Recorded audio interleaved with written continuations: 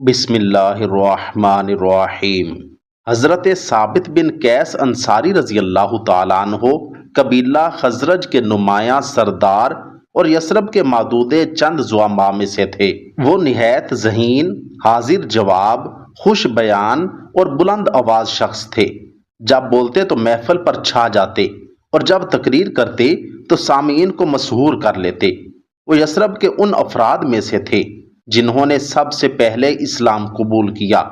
انہوں نے جیسے ہی مکی نوجوان داعیِ اسلام حضرت مصعب بن عمیر رضی اللہ تعالیٰ عنہ کو اپنی پرسوز و دلکش آواز اور بلند و دلگزاد لہجے میں قرآن حکیم کی تلاوت کرتے سنا، اس نے اپنی حلاوت تاثیر سے ان کی سماعت کو اسیر کر لیا، اپنے حسن بیان سے ان کے دل کو اپنے قابو میں کر لیا اور اپنی ہدایت و تشریح سے ان کی عقل کو اپنا گرویدہ بنا لیا۔ پھر اللہ تعالیٰ نے ان کے سینے کو ایمان کے لیے کھول دیا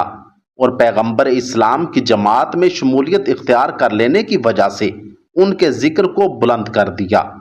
جب رسول اللہ صلی اللہ علیہ وآلہ وسلم ہجرت کر کے مدینہ تشریف لائے تو حضرت ثابت بن قیس رضی اللہ تعالیٰ عنہ نے اپنے قبیلے کے شاہ سواروں پر مشتمل ایک جماعت کے ساتھ آپ صلی اللہ علیہ وآلہ وسلم کا شاندار استقبال اور آپ کے رفیق سفر حضرت ابوبکر صدیق رضی اللہ تعالیٰ عنہ کا پرتپا خیر مقدم کیا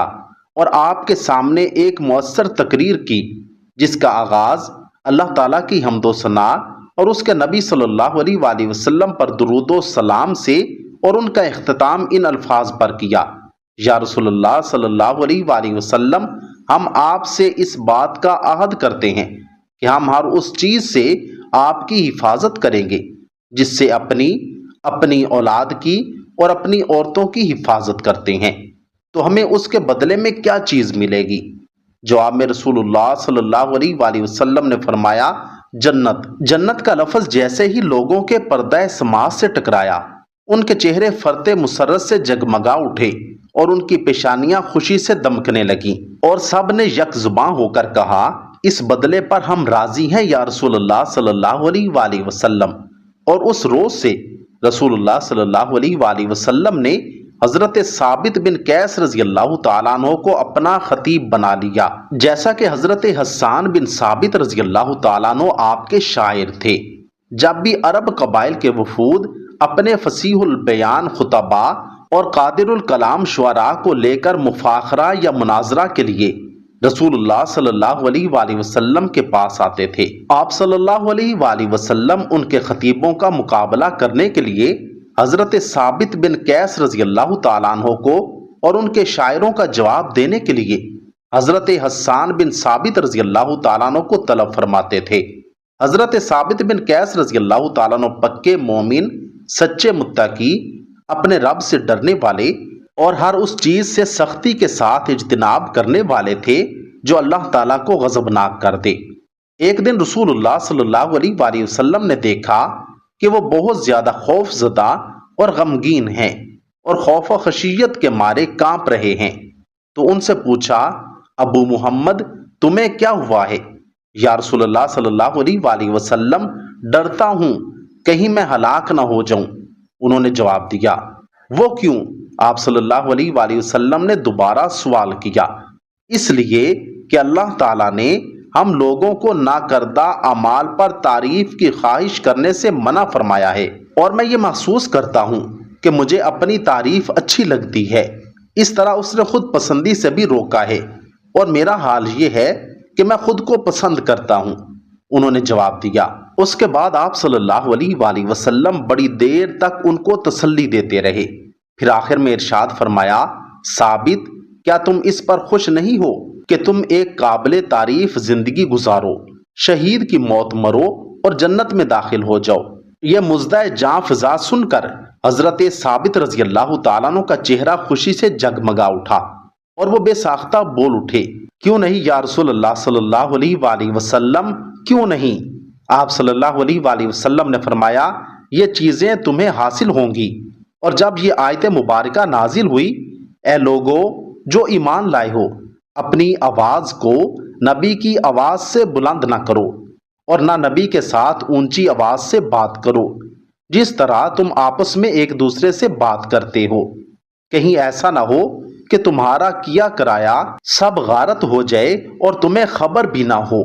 تو حضرت ثابت بن قیس رضی اللہ تعالی عنہ رسول اللہ صلی اللہ علیہ وآلہ وسلم کے ساتھ شدید محبت اور گہرے تعلق کے باوجود آپ صلی اللہ علیہ وآلہ وسلم کی مجالس سے کنارہ کش ہو کر اپنے گھر میں گوشہ نشین ہو گئے، یہاں تک کہ فرض نمازوں کی ادائیگی کے سوا دوسری کسی ضرورت سے باہر نہیں نکلتے تھے۔ جب رسول اللہ صلی اللہ علیہ وآلہ وسلم نے ان کے متعلق دریافت کرتے ہوئے فرمایا، ان کا حال مجھ کو کون بتا سکتا ہے؟ تو ایک انصاری نے کہا، اے اللہ کے رسول، ان کی خبر میں آپ کو دے سکتا ہوں۔ اور جب وہ ان کے پاس گئے تو دیکھا کہ وہ اپنے گھر میں سرنگوں رنج و غم سے گھل رہے ہیں، اور جب ان سے پوچھا کہ ابو محمد آپ کا کیا حال ہے، تو انہوں نے جواب دیا، بہت برا۔ اور جب اس کا سبب دریافت کیا تو بولے، تم جانتے ہو کہ میری آواز اونچی ہے، جو اکثر رسول اللہ صلی اللہ علیہ وآلہ وسلم کی آواز سے بلند ہو جاتی ہے، اور اس کے متعلق قرآن کریم میں جو کچھ نازل ہو چکا ہے وہ بھی تمہارے علم میں ہے۔ میں تو اپنے بارے میں یہی سمجھتا ہوں کہ میرے سارے اعمال رائگاں ہو گئے اور میں اہل دوزخ میں سے ہوں۔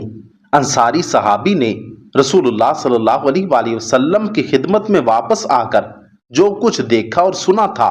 سب آپ صلی اللہ علیہ وآلہ وسلم کے گوش گزار کر دیا۔ تو آپ صلی اللہ علیہ وآلہ وسلم نے ان سے فرمایا، جا کر ان سے کہہ دو کہ تم اہل جہنم میں سے نہیں بلکہ اہل جنت میں سے ہو۔ یہ ان کے لیے ایک غیر معمولی بشارت تھی جس کی امید وہ زندگی بھر کرتے رہے۔ حضرت ثابت بن قیس رضی اللہ تعالیٰ عنہ غزوہ بدر کے سوا تمام غزوات میں رسول اللہ صلی اللہ علیہ وآلہ وسلم کے ہم رکاب رہے، اور اس شہادت کی طلب میں جس کی بشارت نبی کریم صلی اللہ علیہ وآلہ وسلم نے ان کو دی تھی،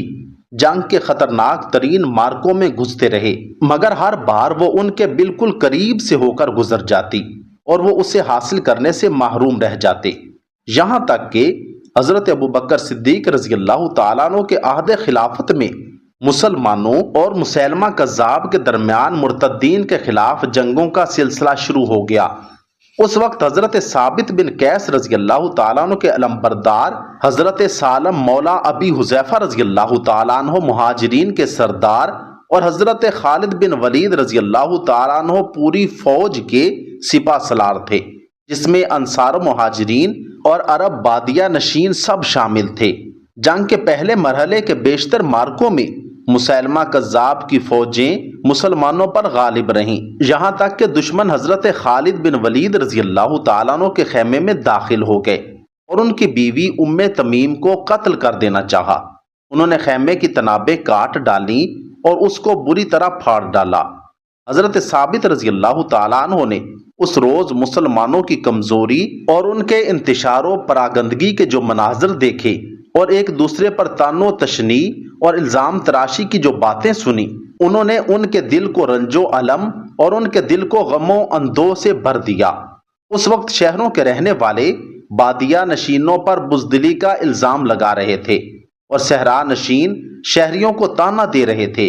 کہ یہ ٹھیک سے نہیں لڑ رہے ہیں اور انہیں کیا معلوم کہ جنگ کیسے لڑی جاتی ہے۔ اس وقت حضرت ثابت رضی اللہ تعالی عنہ نے کفن سر سے باندھا اور مسلمانوں کے سامنے کھڑے ہو کر ان کو خطاب کرتے ہوئے فرمایا، مسلمانوں، ہم رسول اللہ صلی اللہ علیہ وآلہ وسلم کی معیت میں اس طرح نہیں لڑا کرتے تھے۔ کتنی بری ہے یہ حرکت کہ تم نے دشمن کو اپنے اوپر جرت کا موقع فراہم کیا، اور کیسی ناپسندیدہ ہے یہ بات کہ تم نے ان کے سامنے کم ہمتی اور پست حوصلگی کا ثبوت دیا۔ پھر اپنی نگاہوں کو آسمان کی طرف اٹھاتے ہوئے کہا، خدایا، مسیلمہ اور اس کے متبعین نے جس شرک کا ارتکاب کیا ہے اور مسلمانوں نے جس کمزوری کا اظہار کیا ہے، میں اس سے تیری جناب میں اپنی برات اور لا تعلقی کا اظہار کرتا ہوں۔ پھر حضرت برا بن مالک، حضرت عمر کے بھائی حضرت زید بن خطاب اور حضرت سالم مولا ابی حذیفہ رضوان اللہ علیہ مجمعین وغیرہ جیسے مبارک و فرخندہ فال صحابہ کرام کے شانہ بشانہ ایک بکھرے ہوئے شیر کی طرح دشمن کی صفوں پر ٹوٹ پڑے۔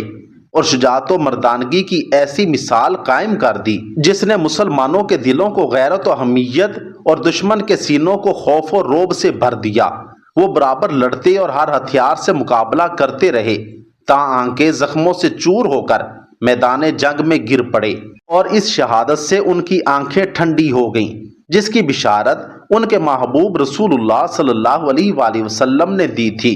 اور اس فتح سے ان کا دل خوش ہو گیا جو اللہ تعالیٰ نے مسلمانوں کو ان کے ذریعے عطا فرمائی۔ حضرت ثابت بن قیس رضی اللہ تعالیٰ عنہ کے جسم پر ایک قیمتی زرہ تھی۔ ایک مسلمان ادھر سے گزرا تو اس نے وہ زرہ ان کے جسم سے اتار کر اپنے پاس رکھ لی۔ ان کی شہادت کی اگلی رات کو ایک مسلمان نے ان کو خواب میں دیکھا۔ انہوں نے اس سے کہا، میں ثابت بن قیس ہوں، تم مجھے پہچانتے ہو؟ اس نے کہا ہاں۔ تو انہوں نے کہا، میں تم کو ایک وصیت کر رہا ہوں، خبردار اس کو ایک خواب کی بات کہہ کر ٹال نہ دینا۔ کل جب میں قتل کر دیا گیا تو اس حلیے کے ایک مسلمان کا گزر میری طرف سے ہوا، اس نے میری زرہ اتار لی اور اسے اپنے خیمے میں جو کیمپ کی فلاں سمت میں واقع ہے لے گیا، اور اس کو ایک ہانڈی کے نیچے رکھ کر اس کے اوپر سے کجاوا رکھ دیا۔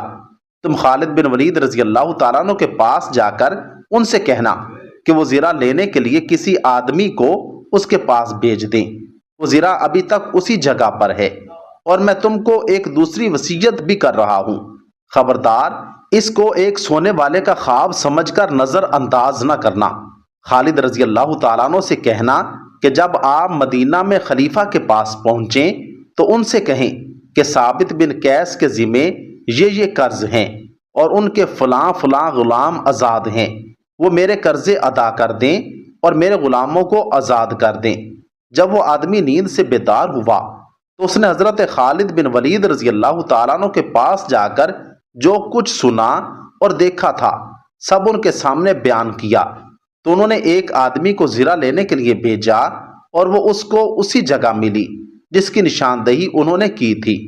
چنانچہ اسے لا کر ان کے سامنے پیش کر دیا۔